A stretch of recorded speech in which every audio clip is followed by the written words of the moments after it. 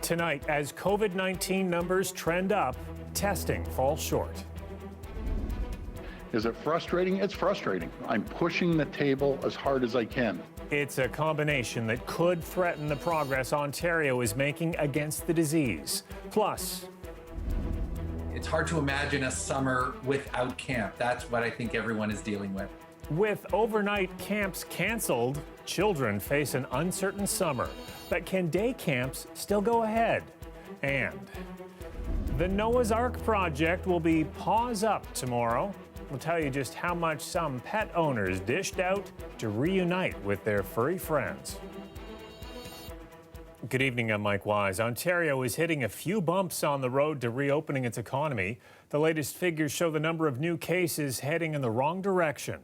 Numbers put out by the Health Ministry show cases trending down on a consistent basis starting in late April, but then around May 11th, that 5-day rolling average of daily new cases starts trending up again. And it's maintained that trajectory for the past week. Now, on top of that, for the fourth straight day, Ontario missed its daily target of completing 16,000 COVID-19 tests. That is raising concerns from public health experts, especially as we start loosening pandemic restrictions. Our Queen's Park reporter Mike Crawley has more. Even though anyone with symptoms of COVID-19 can now get a test in Ontario, the traffic at this drive-through assessment centre is pretty slow. We're not testing at the capacity that is needed to fully understand and control infections in the province. So far in May, Ontario has only met its daily testing target about half the time. The numbers have fallen particularly short of the mark this week, frustrating Premier Doug Ford. I'll be like an 800-pound gorilla on their backs every single day if I have to until I see these numbers go up. It's not just the number of tests that matters, but also who gets tested. For the past month, Ontario has focused on testing every resident and staff at long-term care homes. That task is now essentially done. So what should the next testing focus be? The next step is then moving out into asymptomatic screening and really getting a sense of the prevalence within our communities. There's mounting evidence that people without symptoms are spreading the virus. Finding them is the next testing challenge. That means not testing just the symptomatic and the people we know are likely infected, but going after the cases where we think they exist but aren't aware of them yet. So hunting the disease down. Experts recommend testing people whose jobs force a lot of exposure to the public, such as supermarket staff and bus drivers. I want to see truckers tested. I want to see taxi drivers tested. I want to see food processing plants being tested. That's what I want, and I'm confident it's going to happen. No details yet from Doug Ford about how Ontario will ramp up its testing capacity, but he is promising a plan next week. Mike Crawley, CBC News, Toronto. Despite those missed testing targets and increasing cases of COVID-19, outdoor sport and recreation spaces in Toronto are starting to reopen. But should we be moving so quickly? Lisa Shing looks at that part of the story tonight. As soon as Joe Piccarelli heard the city was opening tennis courts, he headed straight there. It's beautiful weather and you can't be cooped up inside.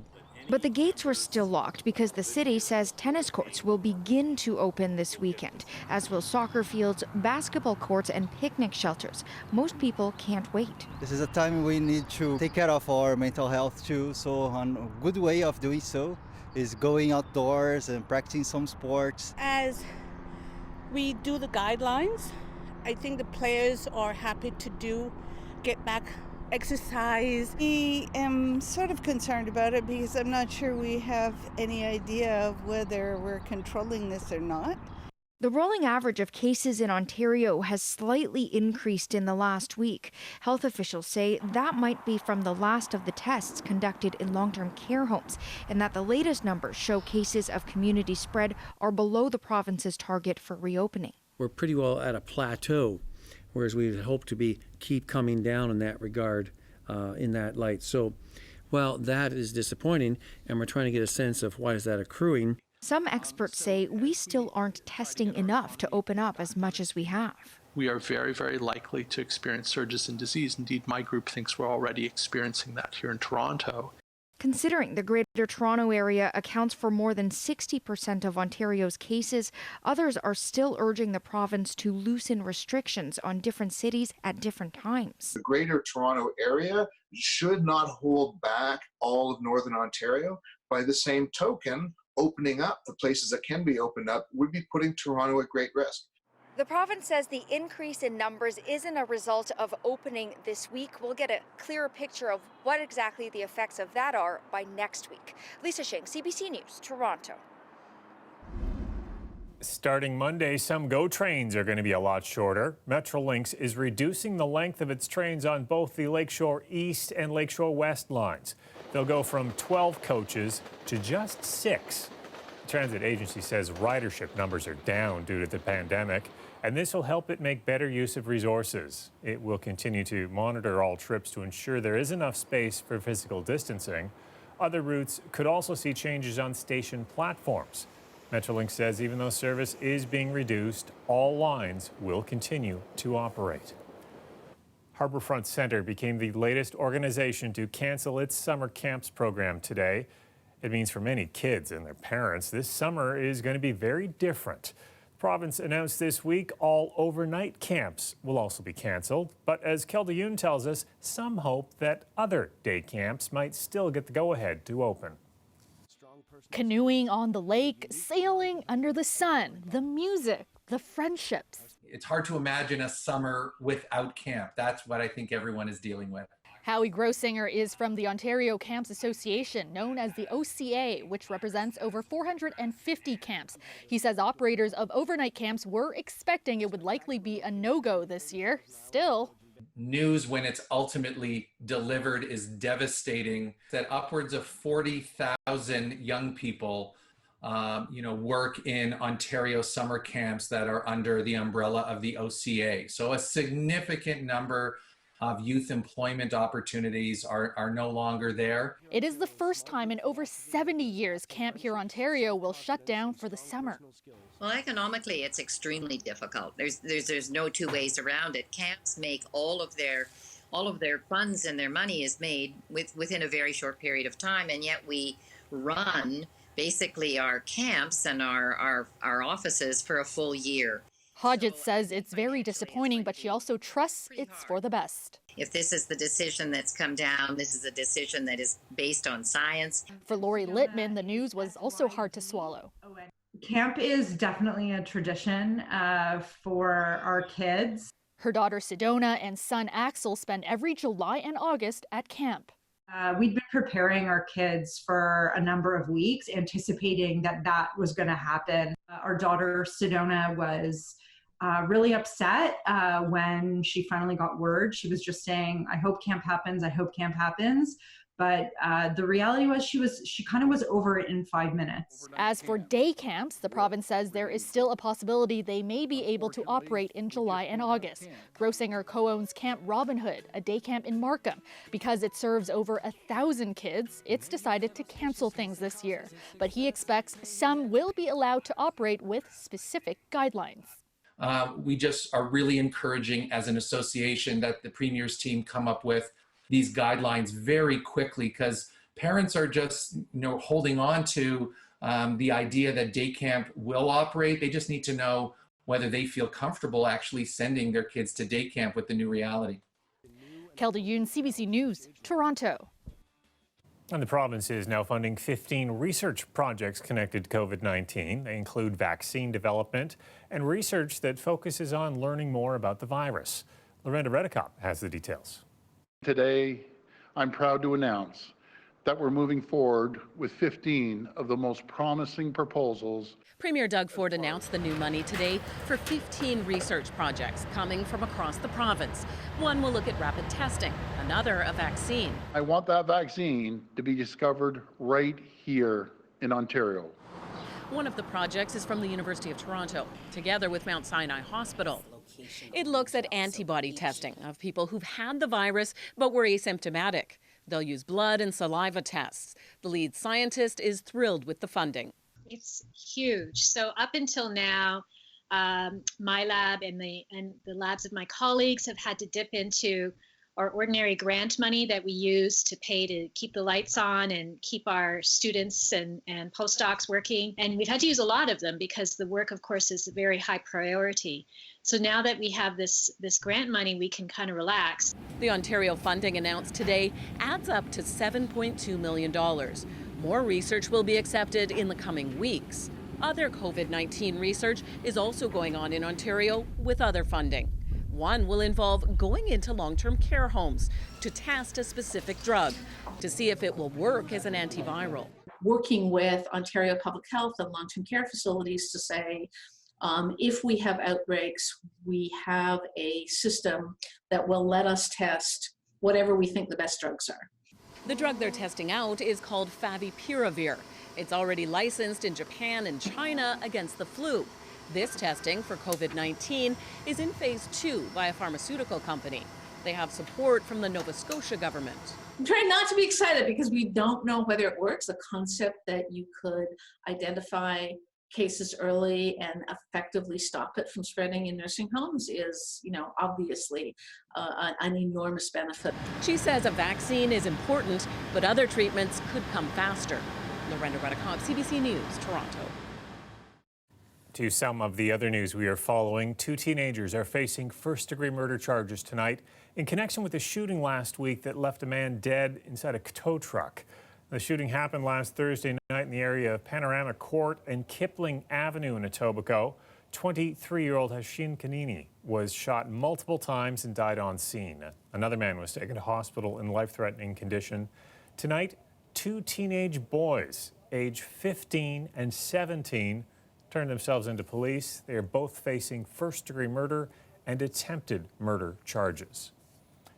And Toronto police are searching for a sex assault suspect tonight. Investigators are looking into 2 incidents that happened last night sometime between 6:15 and 7:30. A man approached 2 separate women in the Shepherd and Wilson Heights area and sexually assaulted them. He then took off on a black mountain bike. He's described as being just under 5.5 feet tall with a thin build, between 25 and 35 years old. He was wearing a black windbreaker with white or silver piping, black pants with white stripes, light-colored shoes, and a black hat. And a man died after an early morning crash between a truck and a motorcycle. It happened just after 6 o'clock this morning on Keele near Langstaff. The motorcycle collided with a flatbed truck that was carrying barricades. The 47-year-old man on the motorcycle was rushed to hospital, but he later died. The driver of the truck wasn't hurt. York Regional Police are asking for anyone who saw the crash or who has dash cam footage to give them a call. After the break, we'll introduce you to some local entrepreneurs who want to clean up your groceries and disinfect them before you even take them home.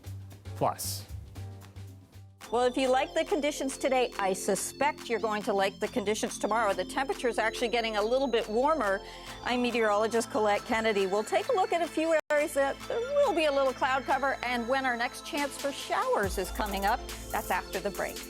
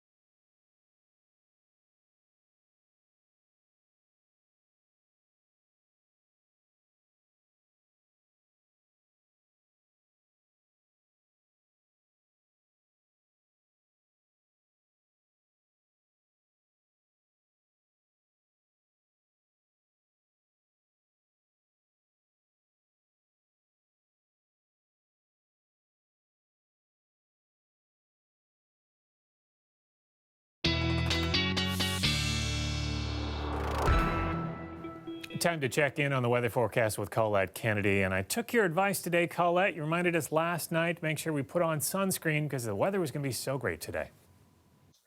I'm glad to hear that, Mike. Yeah, all of us need that reminder, right? Especially as now it's warm enough to be in those shorts. And I have to remember that myself, too. We are looking at more sunshine coming back at us for tomorrow and for tonight, the clearer skies. So basically wash and repeat. We're just going to keep doing this again. The increase in clouds in the afternoon, well, that's more so for the Niagara region and around towards Hamilton, pushing towards Oakville and Mississauga. But much of the GTA is actually going to stay in the sunshine until later when those clouds will be rolling in. And the next chance for rain, okay, that's probably in your mind, or maybe it's not, but I'm going to answer that question here too. This is a look at what we had for daytime highs. Do you notice a hot spot here, maybe eastern Ontario? Yeah, the nation's capital, 25 degrees for Ottawa, but elsewhere, okay, a few 19s with that lake breeze, but otherwise we were looking at plenty of 20s on the board there. What's happening for tonight and tomorrow? Just a slim chance of some showers here making their way into southwestern Ontario through the overnight tonight. And again, tomorrow, really, this system is staying stateside. Primarily, it's some of these clouds that are kind of rolling in along the north shore of Lake Erie and this chance for some showers through Leamington and back towards Windsor. But watch what happens later in the day tomorrow. So these are some of the clouds I was mentioning kind of pushing in towards southern parts of the Golden Horseshoe. But also we get into a slim chance. I've put a few showers in there at St. Catharines. Slim chance you could see some isolated showers pushing that far north. So I just want you to know about that. But look at the rest of the GTA into the sunshine, so the temperatures will be a little bit warmer. For example, in Markham, likely than what you're going to see, especially closer to the lakeshore. Friday, later in the day, towards evening, better chance for getting those showers through the Niagara region. And then into Saturday, there'll be some cloud cover in southwestern Ontario. Looks pretty good east from there, and a few isolated showers in the forecast, but highly isolated. So not a lot of moisture there, but at least it answers your question where we're going to be seeing rain and when. Overnight tonight, these are your temperatures. They'll be a little milder because of that risk for some showers and certainly some extra cloud cover for Windsor and Leamington. And that means a little slightly cooler for tomorrow, too, in terms of those highs that you'll be seeing. Now, overnight tonight, single digits all around through the GTA. Okay, somebody might stay at 10 degrees, but otherwise tomorrow, Markham 24 degrees. Elsewhere, keeping you in the low 20s, but still warmer than today. And you're still going to need sunscreen, even in areas where we'll get into a little cloud cover. Saturday, 23, a better chance for seeing some rain showers Sunday and some thunderstorms mixing in there Monday and Tuesday, Mike. And that's with the temperature going up, but the humidity going up as well, so the air becoming a little more buoyant. Still some great weather on the way. Thanks, Colette. You're welcome. The weather update is brought to you by Trane, the most reliable heating and cooling brand. We test, so it runs. Take advantage of special offers now. It's hard to stop a Trane. Well, many people who are nervous about shopping during the pandemic make a point of trying to disinfect everything that comes into their home, and that can include their groceries.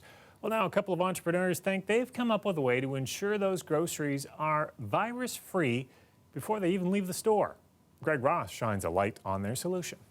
We'll deactivate viruses, pathogens, and bacteria on the surfaces and the outsides of items. Alyssa Mincer and her business partner Dara Gallinger are the co-founders of the Exterminator. For the past couple of days, they've had a prototype at the Summer Hill Market in the Annex.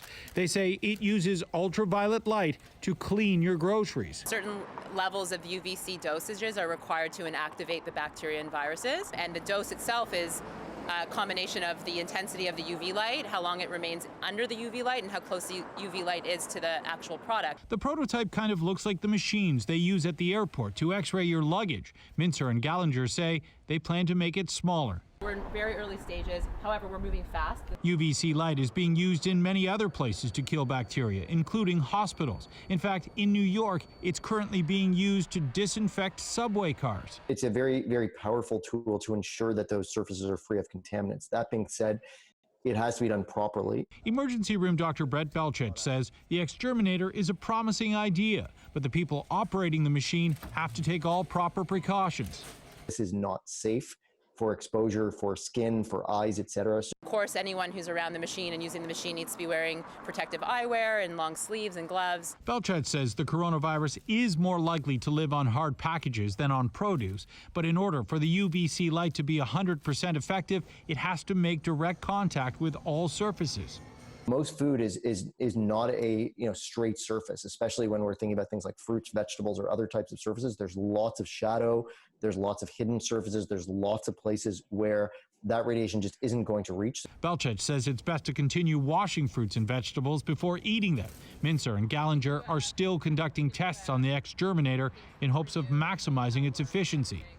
We just want consumers to feel safe at the last point before they leave the grocery store on their way home. And that's our goal. If all goes well, they say we could be seeing the Exterminator in stores as early as 2 to 3 months from now. Greg Ross, CBC News, Toronto. Remember early in the pandemic when there was that mad scramble for many vacationers down south to return home? Well, many left their four-legged friends behind. We'll tell you how they're now being reunited after the break.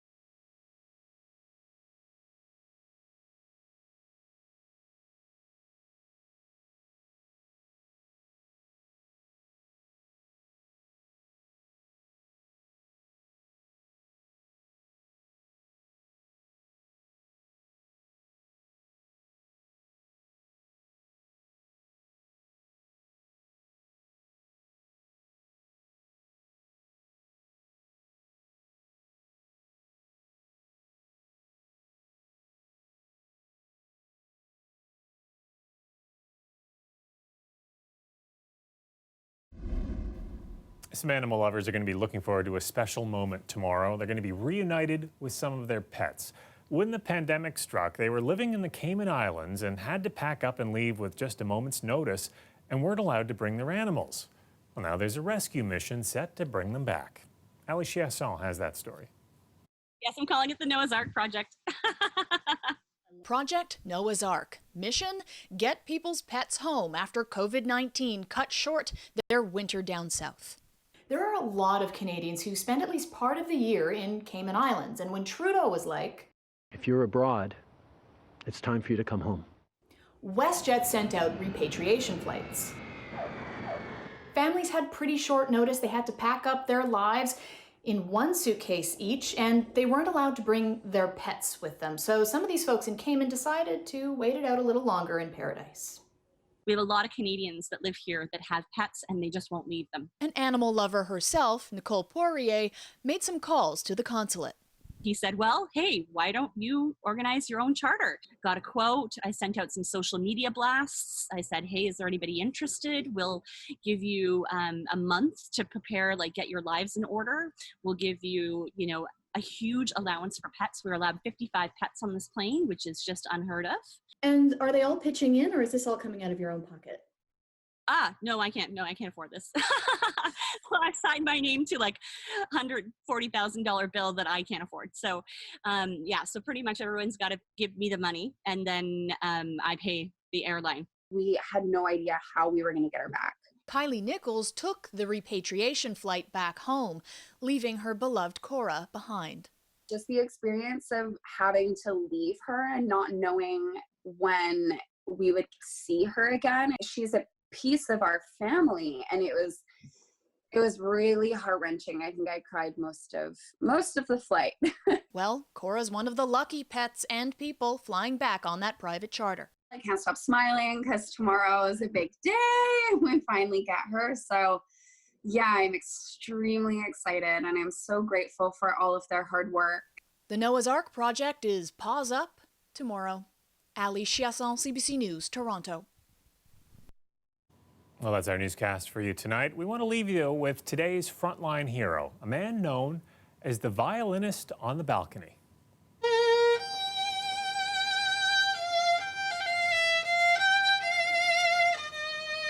I started playing the violin from my balcony because after a conversation that I had with my wife, we realized that we needed to share how we were feeling in this special time.